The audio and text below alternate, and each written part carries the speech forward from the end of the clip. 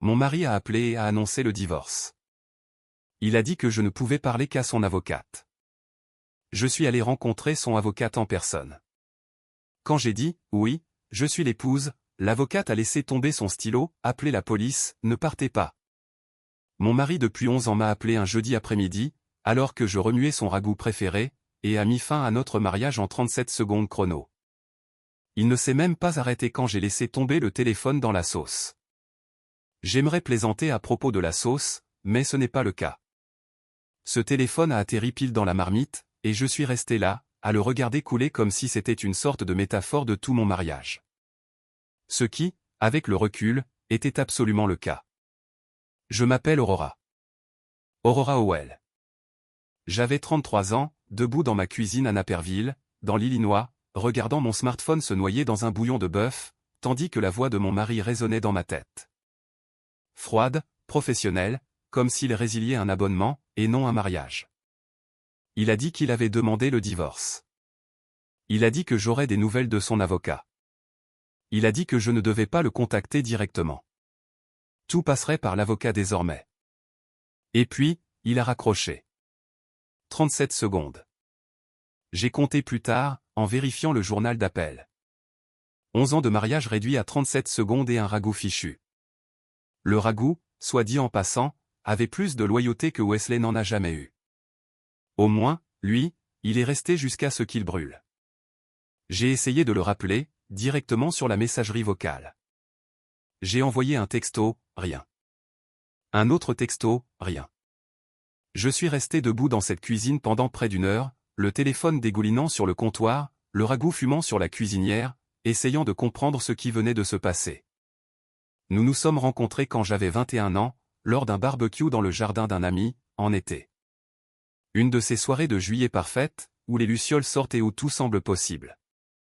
Wesley avait 26 ans, charmant, ambitieux, gravissant les échelons dans une compagnie d'assurance commerciale. Il me faisait rire. Il me faisait me sentir spécial. Il me faisait croire que j'étais la seule femme, dans n'importe quelle pièce où nous entrions. Nous nous sommes mariés 1 an plus tard. J'avais 22 ans, j'étais jeune, stupide et tellement amoureuse que je ne voyais pas clair. J'ai mis ma carrière entre parenthèses. J'étais hygiéniste dentaire. Je venais juste de terminer ma certification, parce que Wesley disait que c'était plus logique pour moi de gérer notre maison pendant qu'il gravissait l'échelle sociale. C'était notre accord. Il gérait l'argent. Je gérais tout le reste. Pendant 11 ans, j'ai pensé que cet accord fonctionnait. Maintenant, je réalise que j'étais juste la dernière à savoir que ce n'était pas le cas. Avec le recul, les signes étaient là. Ils sont toujours là, n'est-ce pas? On ne veut simplement pas les voir. Ses voyages d'affaires avaient doublé au cours des 2 dernières années. Il avait un nouveau mot de passe sur son téléphone pour la sécurité du travail, disait-il. Il a soudainement eu besoin d'un abonnement à la salle de sport à 6 heures du matin. Ordre du médecin, disait-il. Et je croyais chaque excuse, parce que pourquoi ne l'aurais-je pas fait? C'était mon mari. Je lui faisais confiance. C'était ma première erreur. Lui faire confiance pour tout, et ne rien vérifier. Mes mains tremblaient quand j'ai appelé Sandy. Sandy est ma meilleure amie depuis le lycée. Le genre d'ami qui conduira 40 minutes à 22 heures, juste parce que vous avez l'air bizarre au téléphone. Elle a décroché à la 2e sonnerie. Je lui ai tout dit. L'appel, les 37 secondes, la sauce. La première réaction de Sandy a été exactement ce que j'avais besoin d'entendre. Elle a traité Wesley de lâche, incapable de mettre fin à son mariage face à face. Elle a dit, les vrais hommes ne divorcent pas de leurs femmes par téléphone pendant que les dites femmes préparent le dîner. Elle a dit beaucoup d'autres choses que je ne devrais probablement pas répéter, mais elles m'ont toutes fait me sentir un peu mieux. Ensuite, elle est devenue pragmatique. C'est tout Sandy. Elle vous laisse pleurer pendant exactement 5 minutes, puis elle vous tend un mouchoir et vous dit quoi faire ensuite. Elle m'a dit de ne pas rester assise à attendre qu'un avocat me contacte. Elle a dit que j'avais parfaitement le droit de savoir ce qui se passait avec mon propre divorce. Elle a dit que je devais aller voir ce cabinet d'avocats moi-même et les regarder dans les yeux. Alors, je suis allé chercher des informations. Wesley gardait toujours son bureau à la maison verrouillé. confidentialité des clients, disait-il. Mais ce n'était pas une serrure compliquée, juste un petit truc de tiroir de bureau. J'ai trouvé un tournevis et je l'ai ouvert en 30 secondes environ. Ironique, vraiment. 37 secondes pour mettre fin au mariage. 30 secondes pour commencer à découvrir la vérité. À l'intérieur, j'ai trouvé de la paperasse. Beaucoup de paperasse. Et juste au-dessus, un en-tête. Landry & Associates Family Law, une adresse dans le centre-ville de Chicago. Je l'ai noté. J'allais m'y rendre dès la première heure lundi matin. Ce soir-là, juste au moment où je pensais que la journée ne pouvait pas être pire, mon téléphone a sonné à nouveau. Cette fois, c'était Marlène. Marlène Farao, ma belle-mère, la femme qui avait passé 11 ans à me faire sentir que je n'étais pas tout à fait assez bien pour son précieux fils. J'ai répondu, m'attendant peut-être à une once de sympathie. Peut-être qu'elle ne savait pas encore. Peut-être qu'elle serait choquée. Elle n'était pas choquée. Elle savait. Et elle n'appelait pas pour me réconforter. Marlène m'a dit qu'elle avait toujours dit que je n'étais pas assez ambitieuse pour Wesley. Elle a dit qu'il avait besoin de quelqu'un à son niveau. Elle a dit qu'elle était sûre que je retomberais sur mes pieds, avec ce ton condescendant qui indiquait clairement qu'elle se fichait éperdument de l'endroit où j'atterrirais. Puis elle a raccroché. Pas tout à fait 37 secondes, mais presque. Je suis resté assise sur le sol de ma cuisine pendant un long moment après cet appel. Le ragoût était complètement ruiné à ce moment-là. Le téléphone avait cessé de fonctionner et quelque chose en moi avait changé. Je n'ai pas pleuré. Je pensais que je le ferais, mais non. Au lieu de cela, quelque chose s'est durci. Quelque chose est devenu calme, froid et très concentré. Marlène savait. Elle l'avait probablement aidé à planifier tout ça. Et Wesley, mon Wesley, l'homme à qui j'avais donné 11 ans de ma vie, avait réduit tout notre mariage à un appel téléphonique et à la carte de visite d'un avocat. Très bien. S'il voulait jouer à ça par avocats interposés, nous jouerions par avocats interposés. Mais je n'allais pas être la petite femme confuse qui attend des instructions près du téléphone. Le cabinet d'avocats s'appelait Landry & Associates. L'associée fondatrice était une femme nommée Theodora Landry. Je l'ai cherchée ce soir-là sur mon ordinateur portable, puisque mon téléphone était désormais un presse-papier très coûteux qui marinait dans du jus de bœuf. Ce que je ne savais pas, ce que je ne pouvais pas savoir, c'est que Theodora Landry portait une bague de fiançailles à 12 000 $ au doigt. Et l'homme qui la lui avait offerte lui avait raconté une histoire très intéressante. Il lui avait dit que sa femme était morte depuis 4 ans. Avant de continuer, appuyez sur ce bouton d'abonnement et dites-moi dans les commentaires d'où vous regardez et quelle heure il est chez vous. Je lis chacun d'entre eux et honnêtement, cela illumine toute ma journée. Merci beaucoup d'être ici. Maintenant, où en étais-je? Ah, oui. J'étais sur le point de devenir jury comptable à 2 heures du matin. Ce jeudi soir, après le charmant appel téléphonique de Marlène, je ne pouvais pas dormir. Mon cerveau tournait en rond, rejouant chaque conversation, chaque excuse, chaque nuit tardive où Wesley prétendait travailler. Alors, j'ai fait ce que toute femme rationnelle ferait à 2 heures du matin après que son mari lui a tendu une embuscade avec un divorce. J'ai ouvert mon ordinateur portable et j'ai commencé à regarder nos finances. Voyez-vous, voici le truc à propos de notre mariage.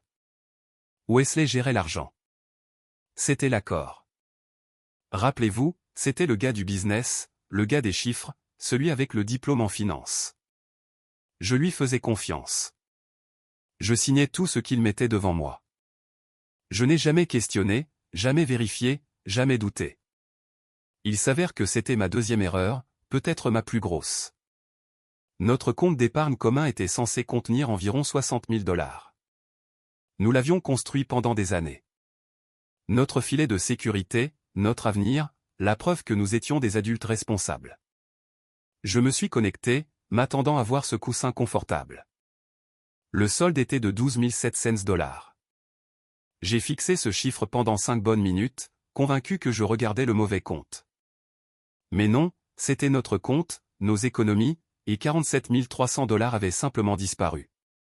J'ai commencé à parcourir l'historique des transactions. Des retraits au cours des 14 derniers mois, toujours des montants qui ne déclencheraient pas de sonnette d'alarme. 2000 par-ci, 3500 par-là, transférés vers un numéro de compte que je n'avais jamais vu de ma vie. Mes mains tremblaient à nouveau, mais cette fois, ce n'était pas sous le choc. C'était à cause de quelque chose de plus froid. La colère, peut-être, ou le début de la compréhension de la gravité avec laquelle j'avais été manipulé. Puis je me suis souvenu de mon héritage. Il y a 3 ans, mon père est décédé. Ce n'était pas un homme riche. Il avait travaillé 32 ans dans une usine de fabrication à Rockford. Mais il avait économisé soigneusement toute sa vie. Il m'avait laissé 85 000 $. Mon pécule, ma couverture de sécurité. La seule chose que j'avais qui était vraiment à moi. Wesley m'avait convaincu de l'ajouter comme co-titulaire sur ce compte, juste au cas où il m'arriverait quelque chose. Il a dit que c'était juste pour rendre les choses plus faciles, disait-il. Je n'y ai pas réfléchi à 2 fois. J'aurais dû y réfléchir à 2 fois. Je me suis connecté à ce compte avec le cœur battant si fort que je pouvais le sentir dans ma gorge. Le compte d'héritage qui était censé contenir 85 000 $. Solde, 2 847 $. 82 000 $ disparus. J'ai vraiment ri à voix haute. Pas parce que c'était drôle. Rien de tout cela n'était drôle, mais parce que l'alternative était de hurler, et je ne voulais pas réveiller les voisins. Mon mari avait volé 82 000 $ sur l'héritage de mon père décédé. Il l'avait vidé lentement, soigneusement, au cours des 2 dernières années et demie, pendant que je souriais, que je faisais son ragoût et que je croyais à chaque mensonge qui sortait de sa bouche. Mais voici le truc quand on est marié à quelqu'un qui pense que vous êtes nul en finance. Ils deviennent négligents. Ils supposent que vous ne regarderez jamais. Ils ne prennent pas la peine de cacher les preuves, parce qu'ils sont tellement convaincus que vous n'irez pas chercher. Wesley avait laissé une trace écrite large comme une autoroute. J'ai trouvé des relevés de cartes de crédit qu'il ne m'avait jamais montrés. Des frais dans des bijouteries, alors que je n'avais reçu aucun bijou. Des restaurants chics où je n'étais jamais allé. Un endroit appelé Girl and the Goat. Un endroit appelé Alinea, où apparemment un seul dîner coûte plus cher que mon budget mensuel d'épicerie. Un fleuriste à River North avec des livraisons hebdomadaires. Je n'avais pas vu de fleurs non plus. Quelqu'un recevait des bijoux, des dîners coûteux et des fleurs. Ce n'était juste pas moi. Ensuite, j'ai trouvé l'appartement. Enfoui dans une pile de papier, il y avait un bail. Un appartement dans le quartier de West Loop à Chicago. 2 400 $ par mois, signé il y a 12 mois. Je n'avais aucune idée que cet appartement existait. Wesley ne l'avait jamais mentionné. Et pourtant, il était là, à son nom, payé avec de l'argent qui aurait dû être le nôtre. Je me suis adossé à ma chaise et j'ai fait le calcul sur un morceau de papier, parce que j'avais besoin de voir les chiffres écrits pour y croire. Volé sur l'épargne commune, 47 300 $. Volé sur mon héritage, 82 153 $. Total, 129 453 $. Presque 130 000 $. Mon mari m'avait volé près de 130 000 $ et je n'avais rien remarqué, parce que je lui faisais confiance. Ma grand-mère avait l'habitude de dire quelque chose que je trouvais toujours démodé. Elle disait qu'une femme devrait toujours avoir assez d'argent pour quitter n'importe quelle situation. Elle disait que peu importe à quel point vous aimiez quelqu'un, vous ne devriez jamais être complètement dépendante de l'honnêteté d'une autre personne. J'ai pensé à ce conseil il y a 3 ans, quand j'ai commencé un compte d'épargne secret. Juste 200 $ par mois transférés automatiquement. De l'argent de poche. Je l'appelais l'argent pour partir, comme ma grand-mère l'aurait appelé. J'ai vérifié ce compte.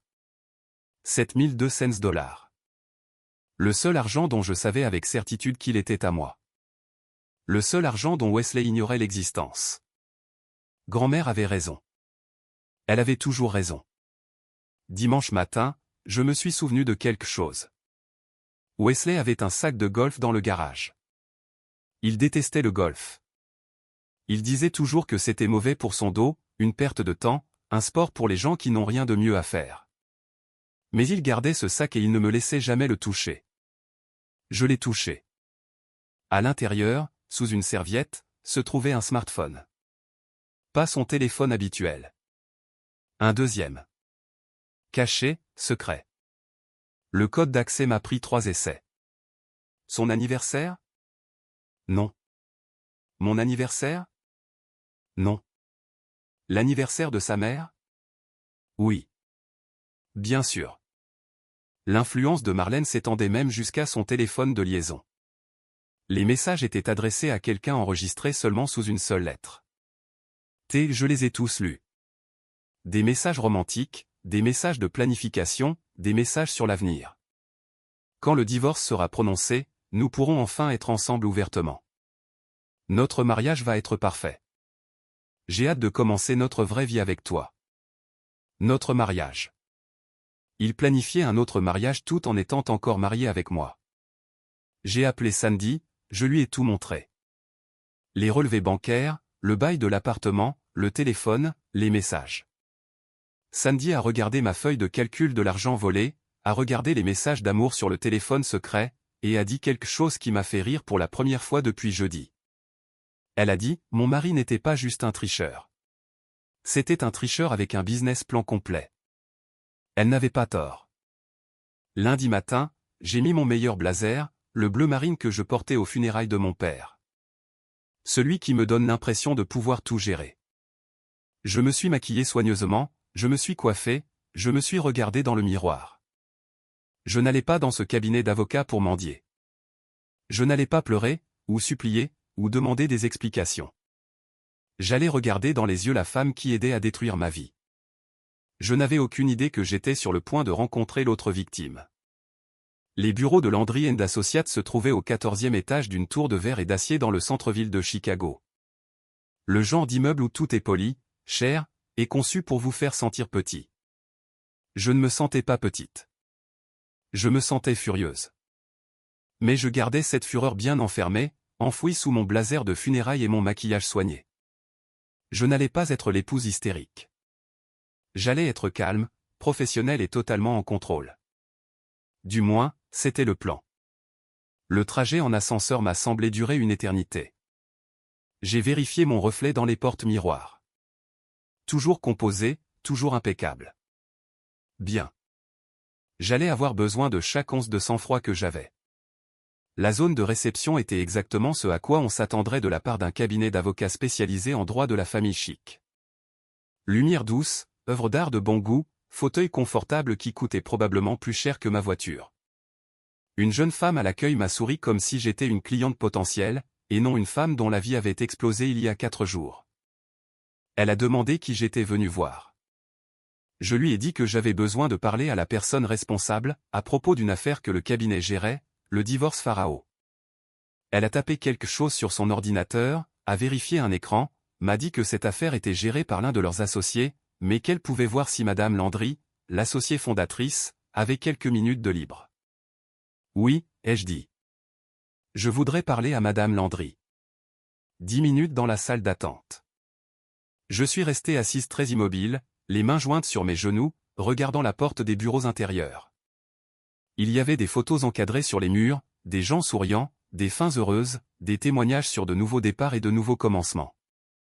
Je me demandais combien de ces gens souriants avaient été pris au dépourvu comme moi. Je me demandais combien d'entre eux s'étaient assis sur cette même chaise, essayant de se retenir. Puis la porte s'est ouverte et une femme est sortie. Théodora Landry avait à peu près mon âge, peut-être quelques années de plus, 37, 38 ans.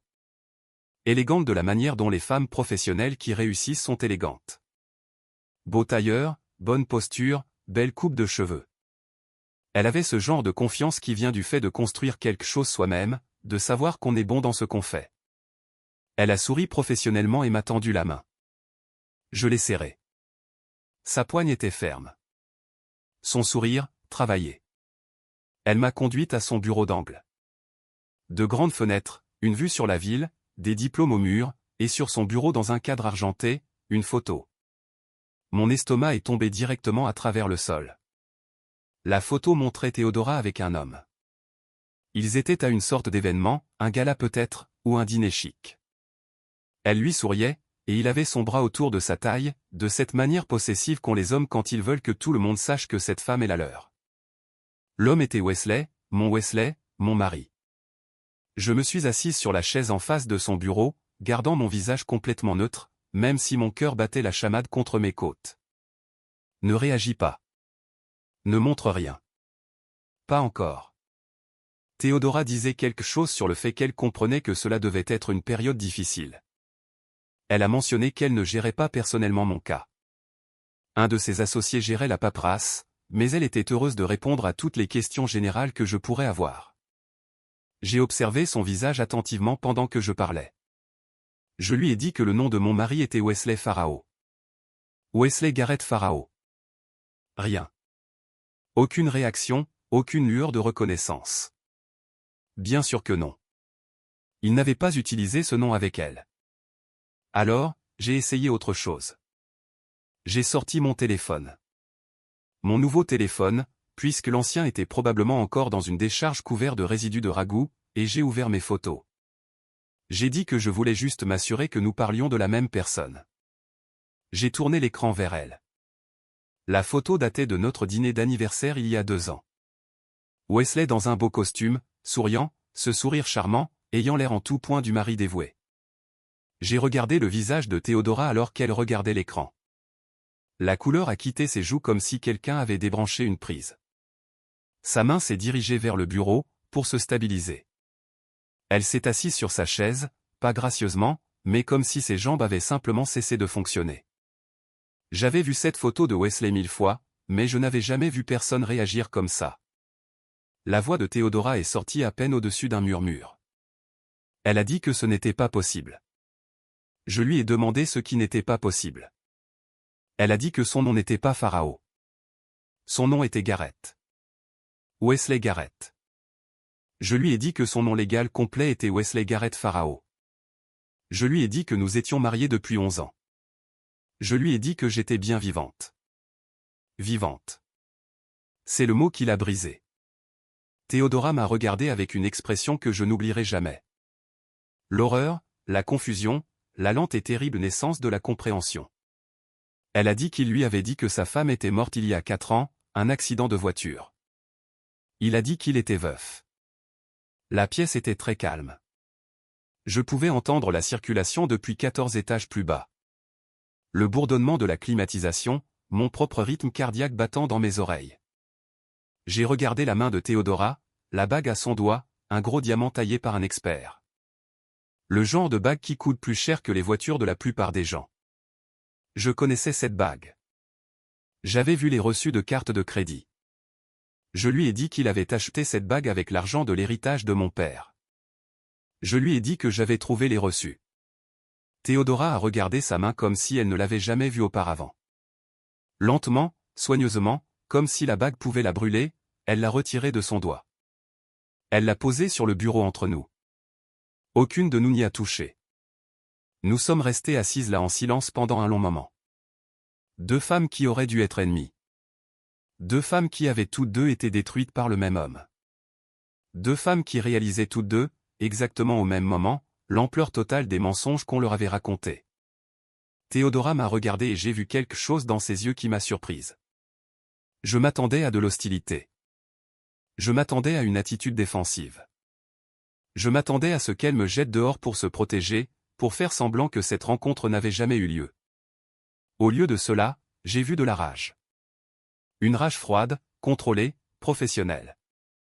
Elle m'a regardé comme si elle voyait un fantôme, ce que j'étais, je suppose, le fantôme de la femme qui était censée rester morte. Elle m'a dit qu'elle avait besoin de temps pour traiter cela, pour vérifier ce que je lui disais. J'ai compris. Je lui ai dit que j'avais de la documentation, des relevés bancaires, tout. J'ai noté mon numéro de téléphone et je l'ai fait glisser sur le bureau. À la porte, je me suis retourné. Je lui ai dit que je n'étais pas son ennemi. Je lui ai dit que je pensais que nous avions le même ennemi. Puis je suis parti. 2 jours ont passé. 2 longs jours où je ne savais pas si Théodora ferait semblant que notre rencontre n'avait jamais eu lieu. 2 jours où je me suis demandé si elle préviendrait Wesley, si elle le choisirait plutôt que la vérité, si elle protégerait son cabinet et sa réputation à mes dépens. Je n'aurais pas dû douter d'elle. Mercredi soir, mon téléphone a vibré. Numéro inconnu. La voix de Théodora était différente de la douceur professionnelle que j'avais entendue dans son bureau. Plus tranchante, plus en colère. Elle m'a dit que nous devions nous rencontrer, pas à son bureau. Elle a dit qu'elle avait trouvé quelque chose, et ensuite elle a dit quelque chose qui m'a fait m'asseoir sur mon lit et serrer le téléphone si fort que mes articulations sont devenues blanches. Elle a dit que j'allais vouloir m'asseoir quand j'entendrais ce qu'elle avait découvert. Nous nous sommes rencontrés dans un café à Oak Park, un terrain neutre, un endroit où aucune de nous ne croiserait quelqu'un que nous connaissions. Théodora était déjà là quand je suis arrivé, assise dans un box au fond, avec une tasse de café qu'elle n'avait pas touchée. Elle avait l'air différente de la professionnelle soignée que j'avais rencontrée dans son bureau. Pas de tailleur aujourd'hui, juste un jean et un pull, des cernes sous les yeux. Elle avait l'air d'une femme qui n'avait pas dormi depuis 2 jours. Ça faisait 2. Je me suis glissé dans le box en face d'elle. Nous sommes restés assis en silence un instant. 2 inconnus qui avaient soudainement la chose la plus intime en commun. Nous avions toutes 2 été détruites par le même homme. J'avais apporté mon dossier, toutes les preuves que j'avais rassemblées, les relevés bancaires, les relevés de carte de crédit, le bail de l'appartement, les captures d'écran de son téléphone secret, tout organisé, étiqueté, documenté. Sandy m'avait aidé à le constituer. Elle a dit, si je devais réduire la vie de mon mari en cendres, je devais le faire avec la paperasse adéquate. Sandy a un sens de l'humour noir. Je commençais à l'apprécier. Théodora avait son propre dossier, plus épais que le mien. Elle a commencé à parler et j'ai appris à quel point la tromperie de Wesley était profonde. Au cours des 2 derniers jours, elle avait mené sa propre enquête. Elle avait sorti des dossiers de son cabinet, passé des appels, posé des questions. Ce qu'elle a trouvé m'a retourné l'estomac. Wesley avait spécifiquement demandé qu'un associé junior gère son dépôt de divorce, pas Théodora. Il avait insisté pour quelqu'un d'autre, quelqu'un de discret, disait-il, quelqu'un qui ne poserait pas trop de questions. Il a dit à l'associé que c'était un divorce simple et non contesté, une séparation à l'amiable. Sa femme voulait juste sortir de là tranquillement. Sa femme, moi, la femme qu'il avait dit à Théodora être morte. Théodora n'avait jamais vu la paperasse, n'avait jamais su que le nom Pharaon était lié à son cabinet. Wesley l'avait gardé complètement à l'écart de son stratagème juridique, et elle n'avait jamais pensé à regarder, parce que pourquoi l'aurait-elle fait? Elle lui faisait confiance, tout comme moi. Puis elle m'a parlé des questions hypothétiques. Au cours des 2 années où ils avaient été ensemble, Wesley lui posait parfois des questions juridiques, des questions décontractées formulées comme des hypothèses. Juste curieux, disait-il, lié au travail, prétendait-il. Hypothétiquement, comment quelqu'un protégerait-il ses actifs lors d'une procédure de divorce? Hypothétiquement, des fonds pourraient-ils être transférés vers des comptes qu'un conjoint ne connaît pas? Hypothétiquement, quelle est la meilleure juridiction pour déposer une demande si l'on veut des conditions favorables? Théodora pensait qu'il demandait pour ses clients. Il travaillait dans l'assurance. Il traitait parfois des problèmes juridiques. Elle n'avait jamais imaginé qu'il demandait pour lui-même. Elle n'avait jamais imaginé qu'il utilisait son expertise pour planifier comment voler sa propre femme. Elle lui a donné des réponses. Des conseils juridiques d'experts détaillés. Elle l'a aidé à planifier le vol de mon héritage sans savoir qu'elle le faisait. Quand elle m'a dit ça, sa voix s'est brisée juste un peu, juste un instant. Puis elle s'est ressaisie. Mais j'ai vu la culpabilité dans ses yeux, l'horreur de réaliser qu'elle avait été une arme utilisée contre moi. Je lui ai dit que ce n'était pas sa faute. On lui a menti, tout comme on m'a menti. Elle a secoué la tête. A dit que ça n'avait pas d'importance. A dit qu'elle aurait dû le voir. A dit qu'elle était censée être assez intelligente pour repérer un escroc. Je comprenais ce sentiment. Je me répétais la même chose depuis des jours. Nous avons étalé nos documents sur la table entre nous, en gardant nos voix basses. 2 femmes comparant leurs notes sur l'homme qui les avait trahies toutes les 2. Wesley a dit à Théodora que son nom était Wesley Garrett, a dit que Garrett était son nom de famille. Elle n'avait jamais vu son permis de conduire de près. Ils gardaient des finances séparées, ne vivaient pas encore ensemble. Couple professionnel, disait-elle. Indépendant, moderne. Il lui a dit que sa femme, sa première femme, celle qui était morte, était décédée dans un accident de voiture il y a 4 ans.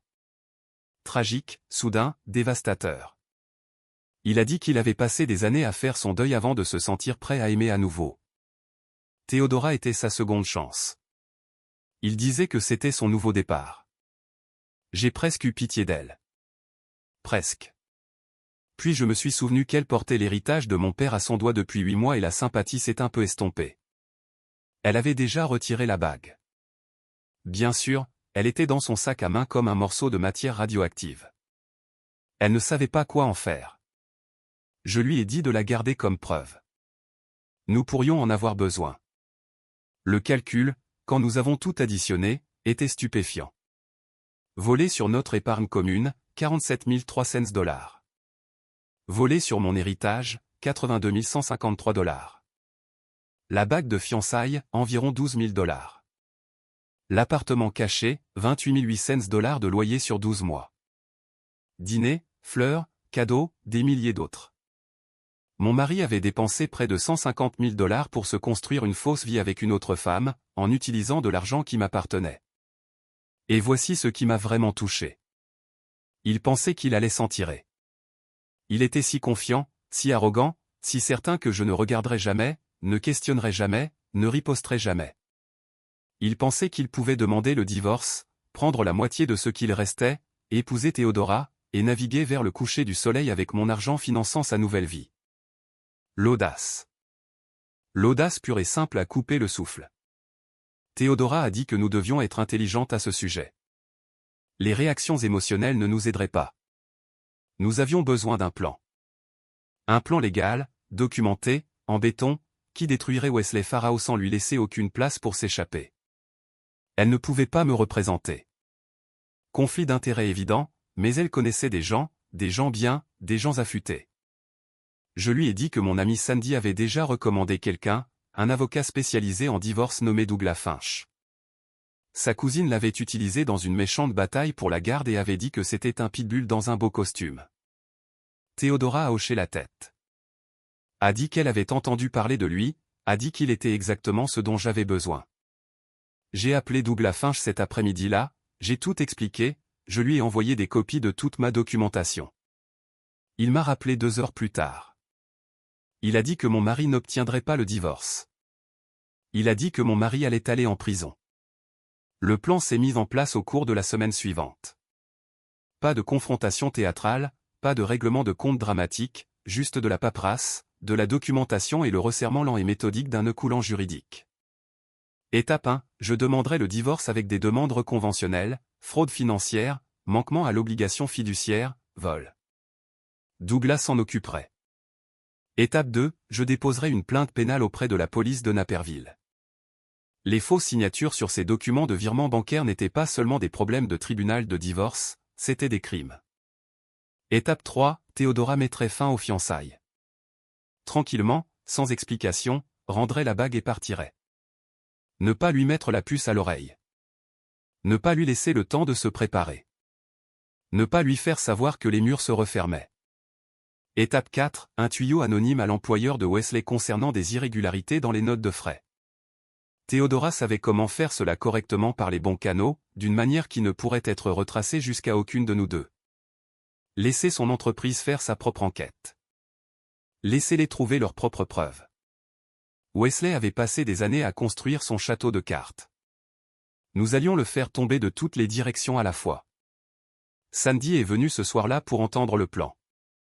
Quand j'ai fini d'expliquer, elle s'est adossée avec un verre de vin et un regard d'admiration pure. Elle a dit qu'elle avait toujours pensé que l'autre femme serait mon ennemie. Il s'avère, a dit Sandy, que l'autre femme était ma meilleure arme. J'ai passé 11 ans à préparer le ragoût de Wesley, à repasser ses chemises et à soutenir sa carrière. Il était sur le point de découvrir que je savais aussi lire un relevé bancaire et engager un bon avocat. Douglas a déposé les documents un vendredi après-midi. Wesley Farao n'avait aucune idée que sa double vie soigneusement construite était sur le point de s'effondrer. Il n'avait aucune idée que les 2 femmes qu'il avait trahies travaillaient ensemble. Il n'avait aucune idée que chaque mensonge qu'il avait raconté était documenté, catalogué et prêt à être utilisé contre lui. Au moment où il réaliserait qu'il était piégé, il n'y aurait plus de porte pour s'échapper. La belle chose à propos de Wesley Farao était son arrogance. Il était si convaincu de sa propre intelligence, si certain qu'il était plus malin que tout le monde autour de lui, qu'il n'a jamais vu l'avalanche arriver jusqu'à ce qu'elle l'ensevelisse. Ça a commencé 19 jours après ce premier coup de téléphone, un mardi soir. Théodora a rencontré Wesley pour dîner dans son restaurant préféré, un endroit italien haut de gamme à River North, où les serveurs connaissaient son nom et sa commande habituelle. Il pensait que c'était une soirée romantique. Il n'avait aucune idée que c'était une exécution. Elle était calme, froide, distante d'une manière qui le rendait nerveux, bien qu'il ait essayé de ne pas le montrer. Wesley n'aimait pas quand les femmes ne se comportaient pas comme il s'y attendait. Cela faussait ses calculs. À la moitié des entrées, Theodora a fouillé dans son sac à main et a sorti la bague de fiançailles. Elle l'a posée sur la nappe blanche, juste à côté de la corbeille à pain. Elle lui a dit qu'elle avait changé d'avis. Les fiançailles étaient terminées. Le visage de Wesley est passé par environ 6 expressions différentes en 3 secondes. Confusion, incrédulité, colère, peur, et puis parce qu'il était Wesley, il a essayé de jouer de son charme. A demandé ce qui n'allait pas, a demandé ce qu'il avait fait, a promis qu'il pouvait arranger ça, quoi que ce soit. Theodora s'est levée, a pris son sac et l'a regardé de haut avec une expression qui aurait pu geler le vin dans son verre. Elle a dit au revoir. Juste ce mot. Puis elle est sortie du restaurant et ne s'est jamais retournée. Wesley l'a appelée 37 fois ce soir-là. Elle n'a pas répondu une seule fois. 37 appels, le même nombre de secondes qu'il avait utilisé pour mettre fin à mon mariage. J'ai apprécié la symétrie. Le lendemain, il a essayé de m'appeler. Mon numéro était bloqué. Il a essayé de m'envoyer un email. Mon email est revenu. Il est même passé en voiture devant notre maison à Naperville, mais je n'y étais pas. Je restais chez Sandy jusqu'à ce que les choses se calment. Wesley Farao avait l'habitude d'avoir le contrôle. Soudainement, il ne pouvait joindre personne, ne pouvait obtenir de réponse, ne pouvait pas comprendre pourquoi sa vie soigneusement gérée lui glissait entre les doigts. C'était le jour 17. Au jour 18, les choses ont empiré. Un huissier de justice a trouvé Wesley à son bureau, juste là à son bureau devant ses collègues, on lui a remis une épaisse enveloppe de documents juridiques. Il s'attendait probablement à des papiers de divorce standard. Ce qu'il a obtenu, c'est une déclaration de guerre, des demandes conventionnelles pour fraude financière, la documentation des transferts non autorisés, des copies de signatures falsifiées, des enregistrements de l'appartement caché, le téléphone secret. La seconde vie dont il pensait que personne ne savait rien. Ses mains tremblaient au moment où il a fini de lire. 3 de ses collègues l'ont vu pâlir. L'un d'eux a demandé s'il allait bien. Il n'a pas répondu. Le jour 20 a apporté le coup suivant. Le patron de Wesley, un vice-président régional nommé Frank Castellano, l'a convoqué dans une salle de conférence. Il y avait eu un tuyau anonyme, a dit Frank. Des inquiétudes concernant des irrégularités dans les notes de frais. La procédure standard exigeait un audit interne. Wesley serait suspendu avec salaire en attendant les résultats de l'enquête. Il devait rassembler ses effets personnels et rentrer chez lui. Wesley a essayé de rester calme, a essayé d'insister sur le fait que c'était un malentendu, une erreur, probablement juste une erreur administrative quelque part. Frank a hoché la tête poliment et a demandé à la sécurité de l'escorter jusqu'à l'ascenseur. L'audit a pris 9 jours. 9 jours où Wesley est resté assis dans son appartement caché. Il ne pouvait pas rentrer chez lui à Naperville, ne pouvait pas affronter la maison vide qui n'était plus vraiment la sienne, essayant de comprendre ce qui avait mal tourné. Il ne savait toujours pas que Theodora et moi avions comparé nos notes. Il ne savait toujours pas que nous travaillions ensemble. Il pensait que c'était des problèmes séparés, des catastrophes sans rapport, une série de malchances qui finiraient par tourner. Il avait tort. Jour 29, l'audit était terminé. Ils ont tout trouvé. 34 000 $ de notes de frais frauduleuses au cours des 3 dernières années. Faux dîner client, demande de remboursement kilométrique fabriqué, remboursement pour des voyages d'affaires qu'il n'a jamais fait. Wesley avait écrémé son employeur de la même manière qu'il m'avait écrémé. De petits montants étalés dans le temps, confiant que personne ne regarderait jamais assez attentivement pour le remarquer. Il a été licencié immédiatement, escorté hors du bâtiment pour la 2e fois. Cette fois sans la fiction polie d'une enquête en cours. Son ordinateur a été saisi. Ses dossiers ont été marqués pour examen. Son nom a été ajouté à une base de données industrielle des employés licenciés pour motif valable. 15 ans à gravir les échelons de l'entreprise et Wesley Farao a touché le sol en un seul après-midi. Jour 30. Son ancien employeur a déposé sa propre plainte pénale. 34 000 $ de fraude. Ils voulaient récupérer leur argent et ils voulaient qu'il soit poursuivi. Jour 32.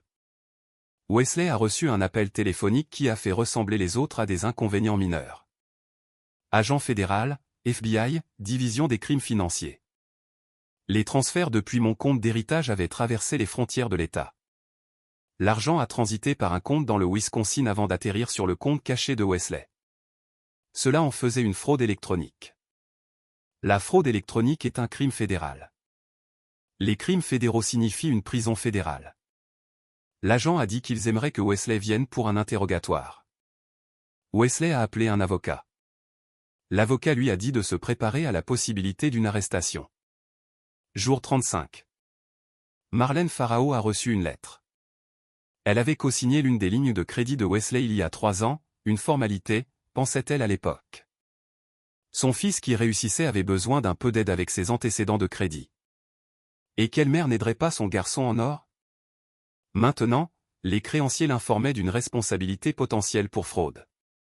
Son nom était attaché à des comptes qui avaient été utilisés pour commettre des crimes. Elle pourrait être appelée comme témoin.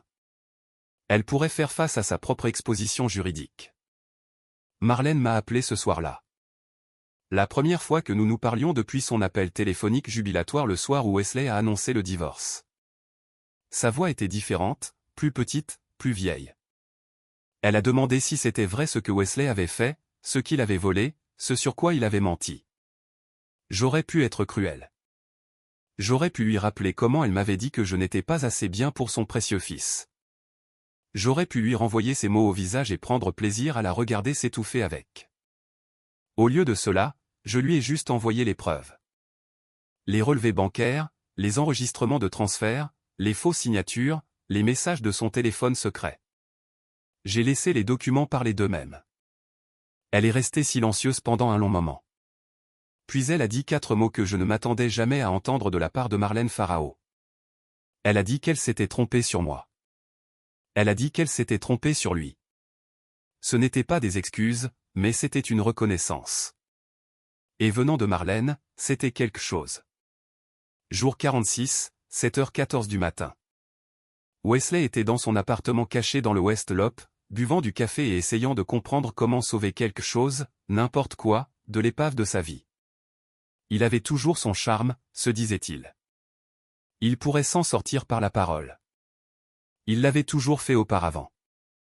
Il y a eu un coup à la porte. 2 détectives en civil, un signe sorti, mandat en main. Wesley Farao, vous êtes en état d'arrestation pour faux, vol et fraude financière. Vous avez le droit de garder le silence. Ils l'ont laissé mettre des chaussures. Ils l'ont laissé poser sa tasse de café. Puis ils l'ont menotté, l'ont conduit à travers le hall de son immeuble secret et coûteux, et l'ont placé à l'arrière d'une voiture banalisée. Ses voisins regardaient depuis leur porte. Une femme promenant son chien s'est arrêtée pour regarder. Quelqu'un a pris une photo avec son téléphone. Wesley a demandé s'il pouvait appeler sa mère. Le détective a dit qu'il pourrait appeler depuis le poste. Il a appelé Marlène cet après-midi-là. Son seul coup de fil depuis la prison du comté. Sa voix s'est brisée quand il lui a demandé de l'argent pour la caution. 20 000 $, il la rembourserait. Il a dit qu'il avait juste besoin d'aide. S'il te plaît, maman. S'il te plaît. Marlène Farao avait passé 63 ans à défendre son fils, à excuser son comportement, à blâmer tout le monde pour ses échecs. Elle m'avait regardé dans les yeux à mon propre mariage et m'avait dit que j'avais intérêt à bien prendre soin de son garçon. Mais il y a des choses que même une mère ne peut ignorer. Certains mensonges trop gros pour être expliqués. Certaines trahisons qui finissent par fissurer des décennies d'aveuglement volontaire. Elle a dit à Wesley qu'elle ne pouvait pas l'aider. Elle lui a dit qu'elle ne l'aiderait pas. Puis elle a raccroché. Première fois de sa vie que Marlène Farao refusait quoi que ce soit à son fils. Première fois qu'elle le voyait clairement. Première fois qu'elle choisissait la vérité plutôt que la loyauté. Wesley a passé 3 nuits à la prison du comté avant de pouvoir organiser une caution par l'intermédiaire d'un garant. 3 nuits sur un matelas fin sous des lumières fluorescentes, entouré de gens qui se fichaient de son charme, de ses excuses ou de ses goûts coûteux. 3 nuits pour réaliser que cette fois, il n'allait pas s'en sortir par la parole. Si cette histoire vous a touché, faites-moi une petite faveur. Appuyez sur ce bouton j'aime et laissez un commentaire ci-dessous. Cela aide vraiment plus que vous ne le pensez, et je lis chacun d'entre eux. Merci beaucoup d'être ici avec moi. Le processus judiciaire a pris environ 6 mois. Audience, motion, négociation, retard. Les roues de la justice tournent lentement, mais elles tournent. Wesley a engagé un avocat de la défense avec le dernier de son argent accessible. Quand cela s'est épuisé, il a eu un défenseur public. L'avocate commise d'office était jeune, surmenée et honnête. Elle a regardé les preuves contre son client et lui a dit la vérité. Il pouvait se battre, aller au procès, tenter sa chance avec un jury. Mais s'il perdait, et il perdrait probablement, il ferait face à des accusations fédérales en plus des accusations de l'État. La fraude électronique à elle seule pouvait signifier 20 ans. Combinée avec le faux, le vol, la fraude à l'employeur, il pourrait passer le reste de sa vie utile derrière les barreaux, où il pouvait accepter un accord de plaidoyer. Wesley Farao a plaidé coupable de faux et de vol de plus de 100 000 $. En échange, les accusations fédérales ont été abandonnées. Son ancien employeur a accepté de ne pas poursuivre d'autres accusations criminelles en échange d'une restitution complète. Le juge a accepté le plaidoyer, a fixé une date pour la sentence. Je suis allé à cette audience. Je n'ai pas parlé. Je n'y étais pas obligé, et honnêtement, je n'avais plus rien à dire à Wesley Farao. Je voulais juste regarder. Il s'est tenu devant le juge dans une combinaison orange. Les costumes coûteux avaient disparu. Le sourire charmant avait disparu. L'homme qui avait contrôlé ma vie pendant 11 ans semblait plus petit, d'une certaine manière. Fatigué, vaincu. La salle d'audience était presque vide. Pas de famille, pas d'amis, pas de supporters, juste Wesley, son avocat commis d'office, le procureur, moi et quelques habitués du palais de justice qui s'ennuyaient. Marlène n'était pas là. Elle m'avait écrit la semaine précédente, une courte lettre, manuscrite, disant qu'elle ne pouvait pas se résoudre à regarder. Elle disait qu'elle avait passé toute sa vie à trouver des excuses pour Wesley et qu'elle avait fini. Elle disait qu'elle ne s'attendait pas au pardon, mais voulait que je sache qu'elle voyait enfin la vérité. J'ai lu cette lettre une fois, je l'ai pliée, je l'ai mise dans un tiroir. Je ne sais pas si je pardonnerai un jour à Marlène Farao, mais j'ai compris pourquoi elle n'était pas dans cette salle d'audience. Certaines choses sont trop douloureuses à voir, même quand on sait qu'elles sont nécessaires. Le juge a lu les charges, lu les preuves, a demandé à Wesley s'il comprenait les conséquences de son plaidoyer. Wesley a dit « Oui, votre honneur ». Sa voix était à peine audible. La sentence est tombée, 6 ans de prison d'État. Éligible à la libération conditionnelle après 4 ans avec bonne conduite. Restitution complète ordonnée. 129 453 $ pour moi. 34 000 $ pour son ancien employeur. Le marteau est tombé. 2 huissiers se sont avancés. Wesley a jeté un dernier coup d'œil à la salle d'audience, vers moi. Je ne sais pas ce qu'il cherchait. Le pardon? La pitié? Un signe que je me souciais encore de lui? Je ne lui ai rien donné. Il avait déjà assez pris. Ils l'ont emmené par une porte latérale. Et juste comme ça, c'était fini. La saisie des biens a pris quelques semaines de plus. L'appartement caché de Wesley a été vendu. Le produit de la vente allant vers sa restitution. Sa voiture, une Lexus dont il était si fier, a été vendue aux enchères. Ses comptes bancaires ont été gelés et distribués. Chaque cachette secrète, chaque fonds caché, chaque dollar volé a été retrouvé et récupéré. J'ai eu la maison à Naperville. J'ai récupéré mon héritage, ou du moins ce qui a pu être récupéré. J'ai eu une part de sa pension, ce qui n'était pas grand-chose étant donné son licenciement, mais c'était quelque chose. Plus important encore, j'ai eu ma liberté. Théodora Landry est sortie de tout ce pétrin avec sa réputation intacte. Elle avait pleinement coopéré à l'enquête, fourni de la documentation, témoigné sur les questions hypothétiques qui prouvaient la préméditation de Wesley. Le barreau de l'État a examiné son implication et a conclu qu'elle était une victime, pas une complice. Son cabinet a survécu. Sa carrière a survécu. Elle était plus intelligente et plus prudente maintenant, mais elle était toujours debout. Nous avons échangé exactement un message après la sentence. Je lui ai envoyé 2 mots par texto. C'est fini. Elle a répondu avec 2 mots de son côté. Justice rendue. Nous ne sommes jamais devenus amis. Trop d'histoires étranges entre nous pour cela. Mais il y avait un respect, une reconnaissance.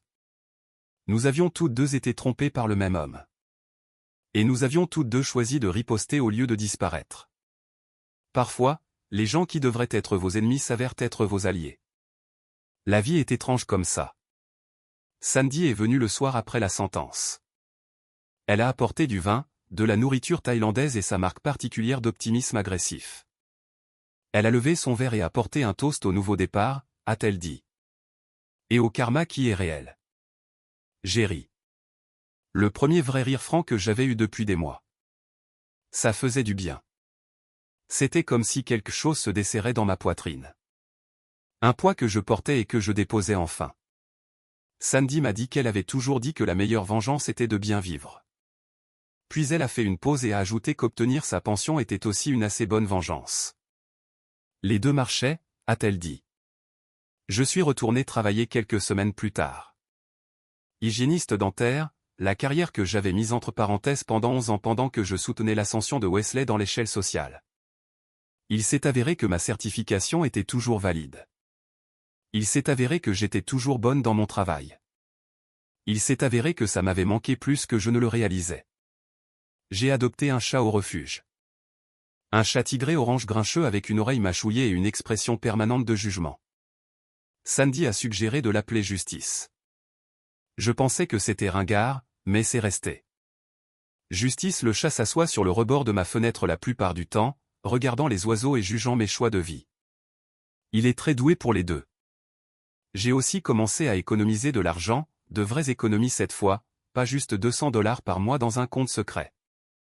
J'ai constitué un fonds d'urgence, ouvert un compte de retraite à mon nom uniquement. J'ai appris à lire des états financiers et à comprendre où allait chaque dollar. Ma grand-mère avait raison. Une femme devrait toujours avoir assez d'argent pour quitter n'importe quelle situation. J'avais ça maintenant. Personne ne contrôlerait plus jamais mes finances. 6 mois après la sentence, je préparais le dîner dans ma cuisine. Pas de ragoût. Je n'ai plus jamais refait ce plat et je ne le ferai jamais. Des pâtes. Quelque chose de simple. Quelque chose qui était juste pour moi. Mon téléphone a vibré. Alerte info. Quelque chose à propos de l'admission en prison. J'ai jeté un coup d'œil au titre. Wesley Farao transféré à l'établissement correctionnel d'État. La peine a officiellement commencé. J'ai éteint mon téléphone, remué mes pattes, nourri le chat. Dehors, par ma fenêtre, le soleil se couchait sur Naperville. Le même quartier où j'avais vécu pendant 11 ans, mais c'était différent maintenant.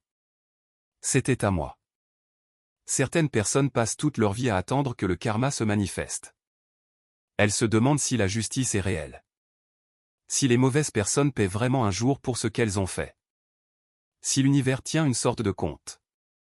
La dernière fois que j'ai vu Wesley, c'était à cette audience de sentence.